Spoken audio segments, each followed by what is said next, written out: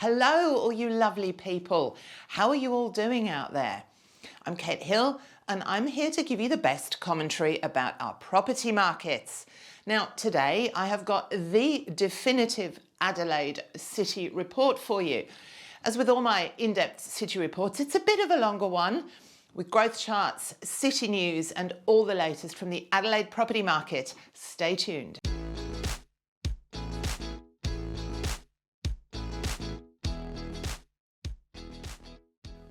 Now, Adelaide is well established as one of Australia's most consistent property markets. 2/3 of suburbs across the Adelaide metropolitan area now have rising sales activity, so that's in terms of sales volume. The continued rise of the Adelaide market has been led by several municipalities, which increased the number of rising suburbs.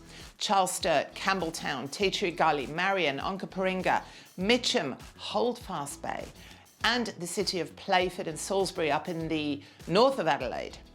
Overall, there are 12 local government areas across the Adelaide metro area with at least 5, count them 5, growth suburbs. With vacancy rates as low as 0.6%, a lack of listings and strong price growth in Adelaide, it's all attracted an influx of Sydney and Melbourne investors who are rapidly heating up residential markets across the city.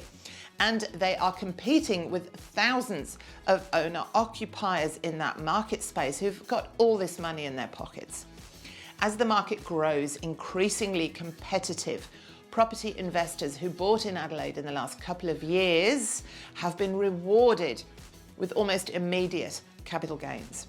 The latest point data, Lay of the Land Spring Edition, showed that 73% of properties in metropolitan Adelaide have had an annualised price growth of 10% or more in the 6 months to August 2021.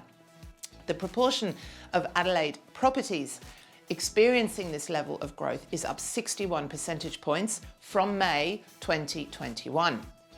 As always, I sound a word of caution when it comes to inner city unit markets, where there will be increased supply and arguably little demand in the city because it just isn't that big. This increased supply warning includes Oakden in Adelaide's northeast, where land to build up to 1,500 homes has been released by the South Australian government in a bid to ease stress on the housing market and contain prices. Data from CoreLogic shows Adelaide house prices rose 19% in the past year and 5.9% in the past quarter.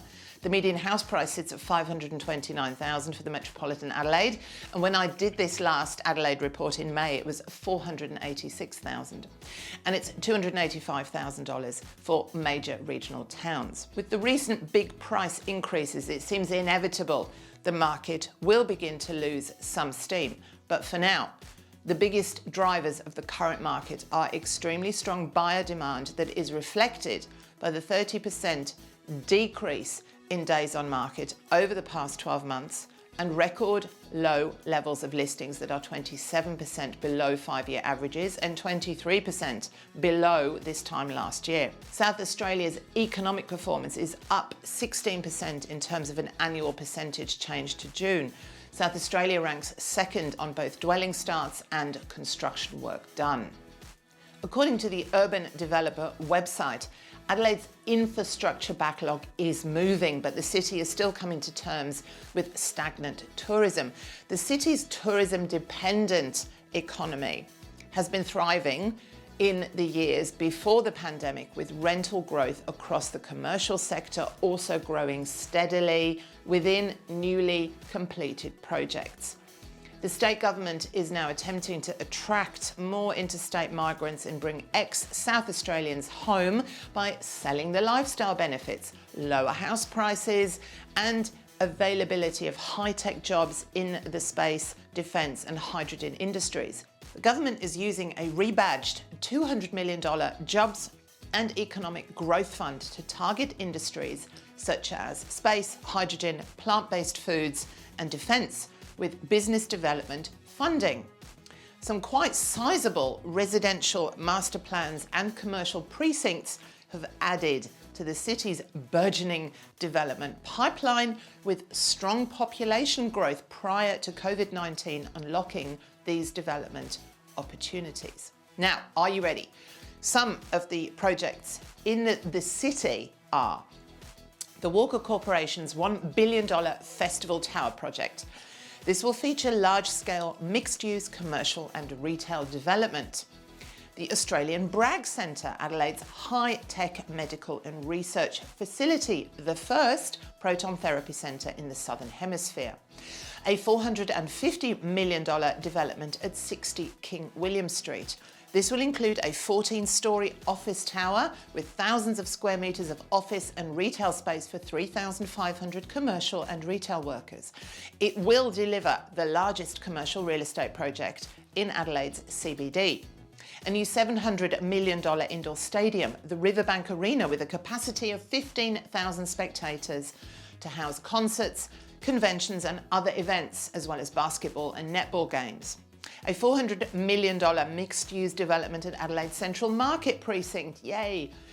The development will involve 6,000 square metres of retail space, including market activities, specialty retail, a supermarket, basement loading and a 260 public car park space to the city. Lot 14 represents the transformation of the former Royal Adelaide Hospital into a world-leading innovation precinct. 6 refurbished state heritage buildings, a cafe, the Hanson building and 5 new buildings. It will include a flagship 16-storey entrepreneur and innovation centre expected to open in 2023. A $175 million private health campus located within Adelaide's third largest public hospital, the Lyell McEwen Hospital, is being developed. A 3-tower mixed-use residential development on the former Le Cornu site is being built. The $250 million renewal project will feature 2 13-storey towers and 1 15-storey tower connected by a 2-storey podium.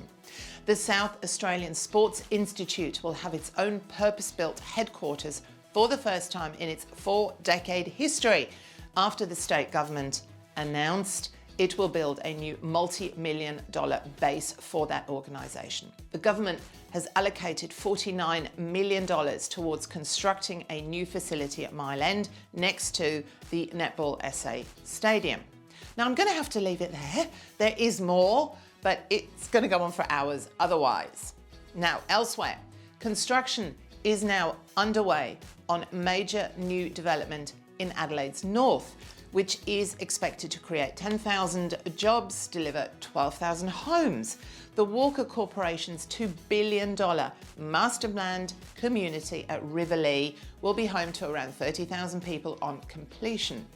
The project will be supported by significant public investment in transport infrastructure.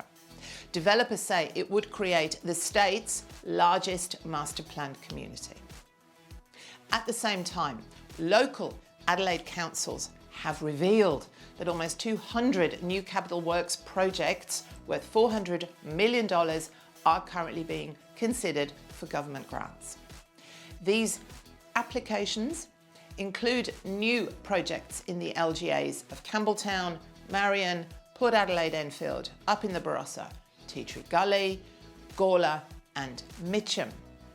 Now, South Australian transport infrastructure projects received a major funding boost back in the federal budget, which will result in significant road upgrades. There was $161 million allocated for the Truro bypass, $148 million for the second stage of the Augusta highway duplication. It's also revealed that $2.6 billion announced in 2019 for the North-South Corridor project would be used for the planning and construction of about 6 kilometres of motorway from Darlington to Anzac Highway. Another $64 million is going to be allocated to the Strzelecki track upgrade for sealing works. Other infrastructure projects funded include Stage 2 of the Hazen Tunnel refit and upgrade, the Port Wakefield Overpass Highway duplication project. All of this massive infrastructure spending is expected to result in thousands of jobs within South Australia in the coming years. The median rental yield in Adelaide is sitting at around 4%, which is certainly appealing for investors. Now, you can get higher than that in certain suburbs.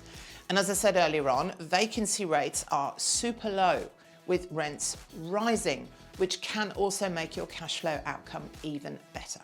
Prices in Adelaide have responded to the steady rising sales volumes, with 90% of locations across the city recording increases in their median house prices over the last 12 months. A similar number have risen in the last quarter. The Port Adelaide Enfield LGA is the leader for the number of rising suburbs based on sales activity and is seeing strong growth in the median house price. Largs Bay, Largs North and Kilburn are among the price growth leaders. Close behind is the city of Marion in South Adelaide, where rising suburbs include Park Home, Plympton Park, Glengarry, Dover Gardens and Mitchell Park.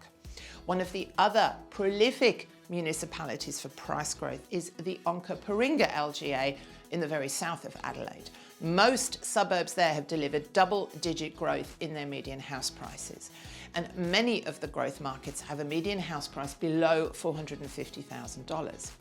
Suburbs like Happy Valley, Morphett Vale are leading the charge.